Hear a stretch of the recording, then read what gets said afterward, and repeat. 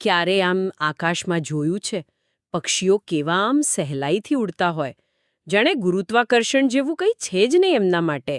ખરેખર અદ્ભુત લાગે. આજે આપણે એ જ સમજવાના છીએ કે આ કેવી રીતે શક્ય બને છે. આપણી પાસે છે ને કેટલાક સરસ સ્ત્રોત છે. અને પક્ષીઓ કહીએ એટલે પહેલું શું યાદ આવે? પીંછા. અને આ સ્ત્રોતો પણ કહે છે કે પીંછા હોવા એ એમની મુખ્ય આમ વ્યાખ્યાયિત કરતી લાક્ષણિકતા છે. અને હા, મોટાભાગના પક્ષીઓ ઉડી શકે. જો કે અપવાદો તો છે જ.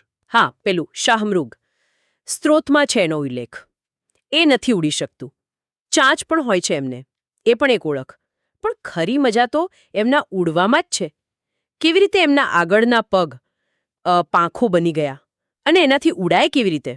શરીર પણ હલકું હોવું જોઈએ ને ઉડવા માટે. તો સ્ત્રોતમાં હતું પેલું હાડકા વિશે. હા, સાચી વાત. પોલા હાડકા એ બહુ જ મહત્વનું અનુકૂલન છે. સ્ત્રોત કહે છે કે એમના લાંબા હાડકા ન્યુમેટિક હોય છે, એટલે કે અંદરથી પોલા, હવા ભરેલી હોય એમાં. આનાથી વજન ઘટે પણ હાડકું મજબૂત રહે એ માટે અંદર પાતળી જાળી જેવી રચના હોય. અને વજન ઘટાડવામાં ખાલી હાડકા જ નહીં, પેલી વાયુ કોથળીઓ પણ ભાગ ભજવે છે. સ્ત્રોતમાં છે એનો ઉલ્લેખ. હા, વાયુ કોથળીઓ. એ તો શ્વાસ લેવા માટે હશે ને? શ્વાસ માટે તો ખરી જ, પણ એના બીજા ફાયદા પણ છે. આ કોથળીઓ ફેફસા સાથે જોડાયેલી હોય. પણ એ પહેલા ઉડવામાં બીજું શું મદદ કરે? પીંછા? હા, પીંછા. એ ખાલી દેખાવ માટે નથી. ઉડાનમાં એમનો રોલ બહુ મોટો છે. પાંખો અને પૂંછડી પરના જે મોટા પીંછા હોય ને, એ ખાસ ઉડવા માટે જ બનેલા હોય. હલકા, મજબૂત અને એરોડાયનેમિક. અને આખા શરીરનો આકાર પણ પેલો ધારારેખીય. ચોક્કસ. સ્ટ્રીમલાઇન્ડ બોડી. આગળથી સાંકડું, વચ્ચેથી પહોળું, પાછળથી પાછું સાંકડું. પણ એમના શરીરમાં બીજું પણ ઘણું છે, જેમ કે પાછળના પગ. એનું શું? હા, પાછળના પગ એટલે કે પશ્ચોપાંગો. એના પર સામાન્ય રીતે ભીંગડા હોય. આપણા સરીસૃપ પૂર્વજોની યાદ અપાવે. અને એ પગ જરૂર પ્રમાણે બદલાયેલા હોય. ચાલવા, દોડવા, શામૃગની જેમ.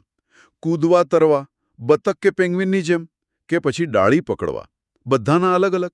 અને પેલી ત્વચાની વાત હતી, શુષ્ક હોય અને ગ્રંથિ હોય. હા, એમની ચામડી સૂકી હોય, પરસેવાની ગ્રંથિઓ ના હોય. ખાલી પૂંછડીના મૂળ પાસે એક તેલની ગ્રંથિ હોય, પ્રીન ગ્લેન્ડ. અને હા, એમનું હાડપિંજર આખું અસ્થિઓનું બનેલું હોય, મજબૂત. ભલે હાડકા પોલા હોય. અચ્છા. અને ખોરાકનું શું? દાંત તો હોય નહીં. તો પેલું અન્ન સંગ્રહાશય અને પેશણી. બરાબર. દાંત નથી એટલે પાચનતંત્રમાં ખાસ રચના છે. અન્નનળીનો ભાગ ફૂલીને ક્રોપ બને. ત્યાં ખોરાક થોડો વખત રહે, પલળે. પછી જઠરમાં જાય અને ત્યાંથી ગિઝાર્ડ એટલે કે પેશણીમાં. આ ગિઝાર્ડ છે ને, એ બહુ મજબૂત સ્નાયુઓની કોથળી છે. અંદરથી ખરબચડી. ઘણા પક્ષીઓ કાંકરા ગળે, જે આ ગિઝાર્ડમાં જઈને ખોરાકને દળવામાં મદદ કરે. જાણે અંદર જ ઘંટી. કમાલ છે. કુદરતી ગ્રાઇન્ડર.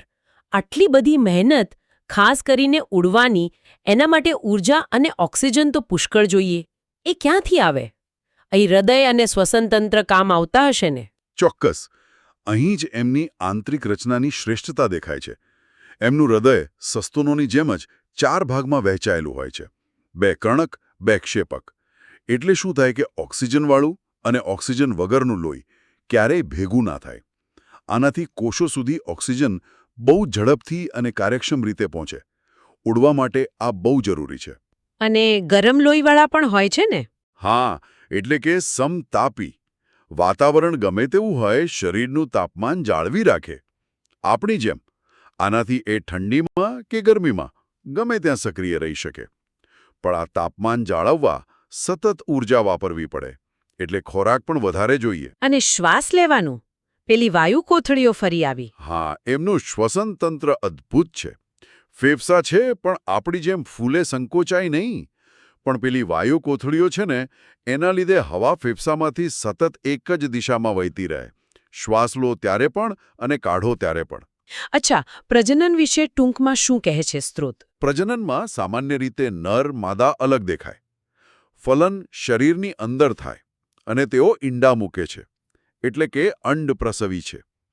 ઈંડા પર સખત કવચ હોય, કેલ્શિયમનું. અને બચ્ચા? ઈંડામાંથી સીધું બચ્ચું જ નીકળે. પુખ્ત જેવું જ દેખાય પણ નાનું હોય. કોઈ લાર્વા જેવી વચગાળાની સ્થિતિ નહીં. સીધો વિકાસ. અને મા બાપ સંભાળ રાખે જ્યાં સુધી બચ્ચા મોટા ના થાય. સ્ત્રોતમાં ઉદાહરણો પણ મસ્ત છે. કાગડો, કબૂતર, પોપટ છે, તો શામૃગ, પેંગ્વિન, ગીધ પણ છે. કેટલી વિવિધતા! બરાબર.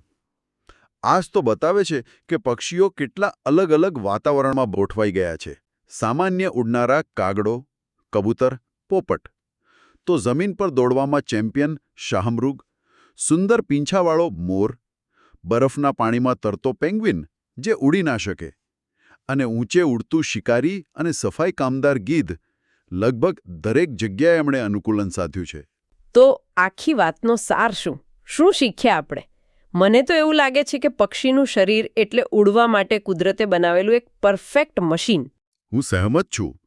પોલા પણ મજબૂત હાડકાં, વાયુ કોથળીઓ, શક્તિશાળી સ્નાયુઓ માટે પેલું કિલ, એરોડાયનામિક પીંછા અને શરીરનો આકાર, આ બધું જ ભેગું મળીને ભૌતિકશાસ્ત્રના નિયમોનો ઉપયોગ કરીને ઉડાણ શક્ય બનાવે છે.